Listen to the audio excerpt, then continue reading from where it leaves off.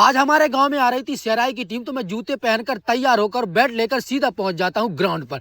Ground पर पहुंचकर हम सबसे पहले टॉस करते हैं। टॉस जीतते हमारे कप्तान साहब। फिर हम लोग यहां पर बॉल में पेट्रोल छिड़क कर आग लगा देते हैं और थोड़ी देर के बाद यहां पर हम शर्त के पैसे इकट्ठे करते हैं। जब तक सामने वाली टीम यहां पर फील्डिंग लगा ली तो हमारे दोनों ओपनर बल्लेबाज बैटिंग पर पहुंच जाते हैं। अब होता है यहाँ पर मैच स्टार्ट। तो हमारी शुरुआत होती है सिंगल रन से। फिर इसके बाद पवन यहाँ पर 2 चौका और 1 छक्का लगाता तो हमें पहले ओवर से रन आ जाते हैं 17। अब आता है मैच का दूसरा ओवर। तो तीसरी बॉल पर पवन लेग साइड में फ्लिक करके एक शानदार छक्का लगाते, लेकिन अगली बॉल पर उसका एज लग जाता तो वह सीधा कैच आउट हो जाता। इसके बाद बल्लेबाजी पे जाता हूं मैं और लास्ट बॉल पर मेरा कट गलता और मैं भी यहाँ पर आउट हो जाता हूं। अब आता है तीसरा ओवर। तो तीसरे ओवर में अजय लेग साइड में 2 चौके लगाता और 5 बॉल पर स्ट्राइक नीतीश को दे देता, लेकिन नीतीश यहाँ पर लास्ट बॉल पर बोल्ड हो जाता है। फिर चौथे ओवर की तीसरी बॉल पर अजय जयपाल को स्ट्राइक देता तो जयपाल यहाँ पर लगातार 2 बॉल डॉट खेलता, लेकिन लास्ट बॉल पर स्टेट में एक छक्का लगाता तो हमारा स्कोर पहुंच जाता 4 ओवर में 46 रन। अब आता है मैच का 5वां ओवर। तो 5वें ओवर में अजय 2 छक्के लगा देता, लेकिन 6वें ओवर की पहली बॉल पर कट आउट हो जाता है। इसके बाद बल्लेबाजी पे जाता है राजा। तो राजा जाते ही एक छक्का लगाता और अगली बॉल पर स्ट्राइक जयपाल को दे देता। तो बाकी की 2 बॉलों में जयपाल भी यहाँ पर 2 छक्के लगा देता है। फिर 7वें ओवर की पहली बॉल पर राजा लेग साइड में एक चौका लगाता, लेकिन नेक्स्ट बॉल पर बैक क्लीन बोल्ड हो जाता है। इसके बाद अगली बॉल पर देवेंद्र भी कट आउट हो जाता है। फिर बाकी की 2 बॉलों में अन्नू 1 चौका और 1 छक्का लगा देता तो हमारा स्कोर पहुंच जाता 7 ओवर में 88 रन। अब बचता है मैच का लास्ट ओवर। तो लास्ट ओवर की पहली बॉल पर जयपाल अन्नू को स्ट्राइक दे देता तो अन्नू बाकी की बॉलों में 1 छक्का और 2 चौका लगा देता तो हमारा स्कोर पहुंच जाता है